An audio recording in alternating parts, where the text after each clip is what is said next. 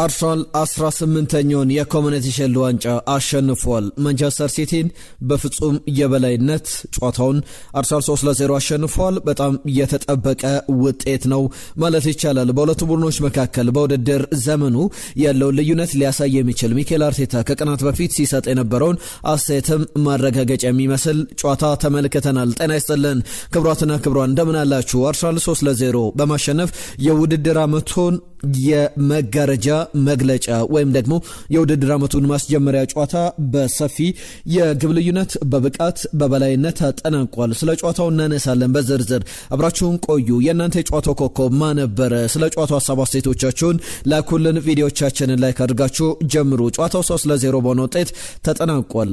የሚኬል አርቴታ ቡድን ማንቸስተር ሲቲን 3-0 በሆነ ውጤት አሸንፏል። ሚኬል አርቴታ ከኤንዞ ማሬስካ የጨዋታው መነጋገሪያ ርዕስ ነበረ። ኤንዞ ማሬስካ በትልቅ ጨዋታዎች ላይ ለምሳሌ በዓለም የክለቦች ዋንጫ የፍጻሜ ጨዋታ ላይ ፓሪስ ሰን ዠርመንን 4 ግቦችን አስቆጥሮ ሲያሸንፍ የተለየ አሰልጣኝ እንደሆነ በትልቅ ጨዋታዎች ላይ ይነሳ ነበር። ኤንዞ ማሬስካ ግን ሚኬል አርቴታ ፊት ሲቀርብ የበታችነት ያለበት ሁሌም በሚኬል አርቴታ የበላይነት የሚጠናቀቅ ጨዋታ ነው። ለአምስተኛ ጊዜ ተገናኝቷል። ወይም ይህንን ጨዋታ ስንመለከት በፉክክር ጨዋታ የአራተኛ ጊዜ ግንኙነታቸው ነው። ሚኬል አርቴታ ሁለቱን አሸንፏል። ሁለቱ ደግሞ ባቻ ውጤት የተጠናቀቁ ናቸው። ኤንዞ ማሬስካ ጣሊያናዊ አሰልጣኝ ስፔናዊውን ሚኬል አርቴታ አንድም ጊዜ ማሸነፍ አልቻለም። በበላይነት የተጠናቀቀ ጨዋታ ነው። በኮሚኒቲ ሺልድ ታሪክም በዚህ የጨዋታ የዋንጫ ጨዋታ ላይም ፈጣኑ ግብ የተቆጠረው 23ኛ ሰከንድ ላይ ነበረ። ሪካርዶ ካላፊዮሪ ጣሊያናዊው ተጫዋች ጣሊያናዊው ግብ ጠባቂ ጂያንሉጂ ዶናሩማ ላይ ገና የመጀመሪያዎቹ 23ኛው ሰከንድ ላይ በተለይ ደግሞ ለዚች ግብ መገኘት የሉዊስ ስኬሊ አስገራሚ አስደናቂ ፓስ የምትገርም ነበረች። ሪካርዶ ካላፊዮሪ የመጀመሪያውን ግብ አስቆጥሯል። በዚህ ጨዋታ ላይ ሉዊስ ስኬሊ በተለይ ደግሞ ከቀናት በፊት ስለሱ ብዙ ስንሰማ ነበረ።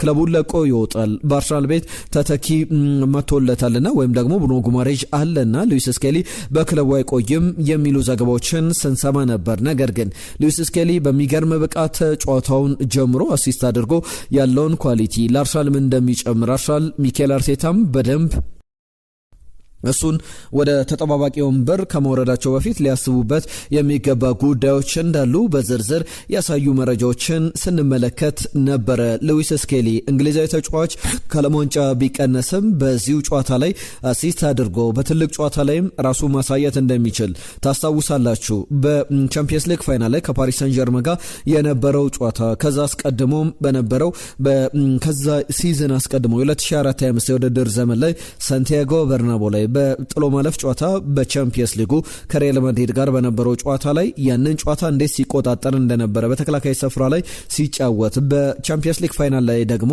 ከሉዊስ ኤንሪኬው ፓሪስ ሰን ዠርመን ጋር አማካኝ ስፍራ ላይ ሲጫወት ተመልክተናል። ዛሬም የአማካኝ ስፍራውን ክረምቱን በፕሪሲዝን ጨዋታ በቅድመ ውድድር ዘመን ዝግጅት ጨዋታዎች ላይ ሲመራ እንደነበረው በልዩ ብቃት በልዩ ተሰጥኦ ጨዋታውን ሲመራ ነበረ። ያንን አሳይቷል። የአርሰናል ደጋፊዎች የሚገርም ድባብ ባለው መንገድ ተጫዋቻቸውን ሲቀበሉ ነበር። ለዚህ አቀባበል ደግሞ የተደረገለት ሉዊስ ስኬሊ ነበረ። የአርሰናል ደጋፊዎች እንግዲህ ከሌሎችም ጊዜያት በበለጠ ሉዊስ ስኬሊ በተለይ ደግሞ ወደ ማንቸስተር ዩናይትድ ወደ ቼልሲ ሊሄድ ይችላል አርሰናል ኦፈር አድርጎታል። ዝውውሩ እንዲሳካ ለነዚህ ክለቦች አስፈርሙት አይነት ጥያቄ አቅርቧል የሚሉ መረጃዎችን ስንሰማ ነበር ባለፉት ቀናት ላይ። የአርሰናል ደጋፊዎች ግን እንዲቆይላቸው የሚፈልጉ ተጫዋቻቸውን በተመለከተ በጣም በደማቅ ድባብ የተጀመረ ጨዋታ ነበረ። ሌሎችን ግቦች ከሪካርዶ ካላፊዮሪ በመቀጠል ከቨርስ 28ኛው ደቂቃ ላይ ማርቲን ኦዴጋርድ ደግሞ 48ኛው ደቂቃ ላይ በሁለተኛው አጋማሽ ባስቆጠሯቸው ግቦች አርሰናል 3-0 በሆነ ውጤት በፍጹም ብልጫ ማንቸስተር ሲቲን አሸንፏል። የኤንዞ ማሬስካ ቡድን ምንም ማድረግ በማይችልበት መንገድ በተለይ ለምሳሌ የመጀመሪያው አጋማሽ ላይ የነበሩ ቁጥሮችን እንመልከት። ፍጹም የአርሰናልን የበላይነት የተመለከትንበት ነበረ። በፖሴሽን ብቻ ማንቸስተር ሲቲ የበላይነት ነበረው 58-42። ከዛ ውጪ በኤክስፔክትድ ጎል ወይም ደግሞ ለግብ የቀረቡ የግብ ዕድሎችን በመፍጠር ረገድ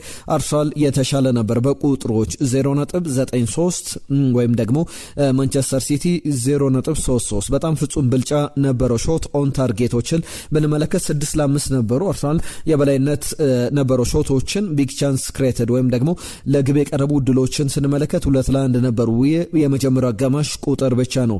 በተቃራኒ የግብ ክልል ላይ ብዙ ኳሶችን በመንካት አርሰናል ቀዳሚ ነው 19-12። እነዚህን ሁሉ ስንደማምር የአርሰናልን የበላይነት የተመለከትንበት የመጀመሪያው አጋማሽ። በሁለተኛው አጋማሽም አጀማመሩ ጥሩ ነበረ። የቡድኑ አምበል ማርቲን ኦዴጋርድ ከክሪስቶስ ዞሌስ የተሻገረለትን ኳስ አስቆጥሮ ጨዋታው በጥሩ መንፈስ የተጀመረ ነበረ። በአርሰናል በኩል 3-0 ጨዋታው ተጠናቋል። አንዳንድ ቅያሬዎች ባልነበሩበት ወይም ደግሞ የአርሰናል ተጫዋቾች ባልደረሱበት ነበረ። ነገር ግን ያንን ተመልክተናል። ምናልባት በአርሰናል በኩል ሊያሳስብ የሚችለው የብሩኖ ጉማሬዥ ቅያሪ ነው። ብሩኖ ጉማሬዥ ሲቀየር መጠነኛ ጉዳት አስተናግዶ እንደነበረ ተመልክተናል። ለሁሉም ጨዋታው በጣም በአርሰናል የበላይነት ለማንቸስተር ሲቲ ደጋፊዎች የሚያበሳጭ ለማንቸስተር ሲቲ ደጋፊዎች ብቻ አይደለም ለገለልተኛ ተመልካቾችም በአርሰናል የበላይነት የተጠናቀቀ መሆኑን ያን ያክል ፉክክር የነበረበት አልነበረም። አርሰናል እንደሚፈልገው ሚኬል አርቴታ በቀደው መንገድ ጨዋታውን አጠናቋል። ቀደም መግቢያ ላይ ሳነሳው ነበረ ሚኬል አርቴታ የውድድር ዘመኑን አስቀድሞ አንዳንድ ነጥቦችን ሲያነሳ ነበረ። በተለይ በፕሪሲዝን ላይ ባለፈው ዓመትም በሁለት ጨዋታዎች ላይ ተሸንፈን ነበረ። በዚህኛው ዓመትም በፕሪሲዝን ላይ በሪያል ቤቲስ በቦሩሲያ ዶርትመንድ ተሸንፈናል።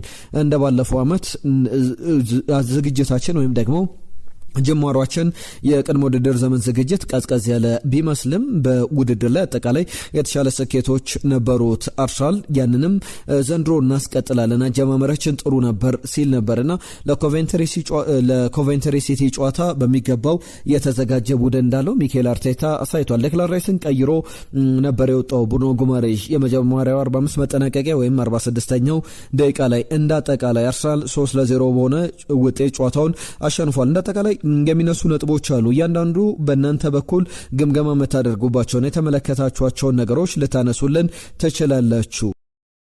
የሚገርም ብቃትን አሳይቷል ማርቲን ኦዴጋርድ። ስለ አምበሉ ስለ ኖርዌይ ተጫዋች በዓለም ዋንጫ ላይ ጥሩ ብቃትን አሳይቷል። ከዛ በተጨማሪ ከቀናት በፊት ስናነሳው ነበር ለምሳሌ 2022-23 የውድድር ዘመን ላይ የማርቲን ኦዴጋርድ አርሰናል አምበል ሆኖ የተጫወተ ካሳያቸው ብቃቶች መካከል የሚገርም ጊዜን ያሳለፈበት ነበረ። በአጠቃላይ ወደ 22 የግብ ተሳትፎ ነበሩት። 15 ግቦች ወደ 7 አሲስቶች ነበሩት። ከዛ በኋላ 21-22 ያክል የግብ ተሳትፎም በቀጣይ ውድድር ዘመን 2023-24 ላይም አስመልክቶ ነበረ። ከዛ በኋላ ግን ማርቲን ኦዴጋርድ 2024-25 2025-26 ላይ ባለፉት ሁለት የውድድር ዘመኖች ላይ ቀዝቀዝ ብሎ የጀመረበት ነበር። ስለ ማርቲን ኦዴጋርድ እንመለስበታለን። ከዛ ውጪ ግን ክሪስቶስ ዞሊስን በተመለከተ በዚህ ጨዋታ ላይ ሁለተኛ አሲስቱን አስመዝግቧል። በአጠቃላይ ከክሪስቶስ ዞሊስ ጋር በተያዘ እንቅስቃሴዎቹ በጣም ዋጋ የሚሰጣቸው ናቸው። ለምሳሌ የመጀመሪያዋ ግብ ከተቆጠረች በኋላ ከኤቨርስ ሁለተኛውን ግብ ሲያስቆጥር የክሪስቶስ ዞሊስ እጅ ነበረበት። ማርቲን ኦዴጋርድ ጃንሉጂ ዶናሩማ እንዳልነበር አድርጎ አስክዶ በተለይ ደግሞ በተኛበት ገሎት ማለት ይቻላል በሞተበት ያደረገው እንቅስቃሴ በጣም የሚያስገርም ነበረ። ማርቲን ኦዴጋርድ ላስቆጠራትም ግብ ክሪስቶስ ዞሊስ አሲስት አድርጓል። በዚህ ጨዋታ ላይ በመጀመሪያ ኦፊሻል የክለቡ ይፋዊ የነጥብ ጨዋታ ላይ ሁለት አሲስቶችን አስመዝግበው ተመልክተናልና በማንቸስተር ሲቲ በኩል ፍጹም የበላይነት የተወሰደበት ጨዋታ ነበር። ክሪስቶስ ዞሊስ ለቀጣይ የውድድር ዘመን እያንዳንዱ ዝግጅት የበለጠ ሊያሳይ ይችላል። አንዳንድ የአርሰናልን መረጃዎች የሚወጡ ዘገባዎች ቦጋ ጆኒቶ አሁንም አልጠፋም ስቲል አላይቭ ነው የሚል ሀሳብን ሲያነሱ ነበር። ምክንያቱም ክሪስቶስ ዞሊስ ጁኒየር ብለው ሲጠሩት ነበረ። ዞሊሲያስ ጁኒየስ ወይም ደግሞ ለምሳሌ በብራዚላውያን አጠራር ወደዛ ለማስጠጋት ሲሞክሩ ነበረ። ዞሊስ ጁኒየር በአርሰናል ቤት የሚገርም ብቃትን ያሳየበትን ጨዋታ ነበር የተመለከት ነው። ሁለት አሲስቶችን በመጀመሪያ የነጥብ ጨዋታ ላይ በኮሚኒቲ ሺልድ ላይ አስመዝግበዋል። አርሰናል ሪካርዶ ካላፊዮሪን እንዴት ሊጠቀሙ እንደሚችል ባለፈው ዓመትም በጤናኝነት ላይ በነበረበት ሰዓት ላይ ወይም ደግሞ የመጨረሻ ጨዋታዎች ላይ በጉዳት ከጨዋታ እስኪርቅ ድረስ የዚህ የሪካርዶ ካላፊዮሪ ጣሊያናዊው ተጫዋችን በተመለከተ የሚገርም ዳይሜንሽን ለክለቡ እንደሚሰጠው የተመለከትንበት አይነት ጨዋታ ነበረ። ኦብቪየስሊ አርሰናል ሲዝኑን ሲጀምር በእንደዚህ አይነት በድል መጀመር አለበት በሚል ብዙ ሀሳቦች ሲነሱ ነበር። ከነዚህ መካከል ለምሳሌ አንደኛው የማርቲን ኮይን ሀሳብ ነበረ። በፈርጊ ጊዜ እኛ ስናሸንፍ ይህንን ዋንጫ እንቆጥረው ይሉ ነበረ ይላል ማርቲን ኮይን። ነገር ግን ማንቸስተር ዩናይትድ ሲያሸንፈው ሰለብሬት የሚያደርጉበት የሚቆጥሩት በደንብ የሚደሰቱበት አይነት ዋንጫ ነውና ለዚህ ዝግጅት እናደርጋለን ሲል ነበረ። በአርሰናል ጨዋታ ላይ አስቀድሞ ሲነሳ የነበረው አርሰናል ሚኬል አርቴታን ይዞ ማንቸስተር ሲቲ ደግሞ ኤንዞ ማሬስካን ይዞ የሚኬል አርቴታና የኤንዞ ማሬስካ ፍልሚያ ይመስላል። ታክቲካል ባትልም እንዳለው ሲጠበቅ ነበረ። በፕሪሚየር ሊግ በኤፍኤ ካፕ አሸናፊዎች መካከል የተደረገው ጨዋታ ከፔፕ ጋርዲዮላ መንበረ ስልጣን የፔፕ ጋርዲዮላ ቁጥጥር በኋላ ዘመኑ ያርሳል እስኪባል ድረስ ብዙ ሀሳቦች ሲሰጡ ነበረ። በ10 ዓመታት 20 ዋንጫዎችን አሸንፏል። 6ቱ የፕሪሚየር ሊግ ዋንጫዎች እንደነበሩ በአሰልጣኝ ፔፕ ጋርዲዮላ ዘመን ተመልክተናል። ነገር ግን አሁን የፓወር ሺፍት ወይም የፓወር ለውጥ በጣም አያለነቱ ወዴት እንዳመዘለ የተመለከትንበት ጨዋታ ነበረ።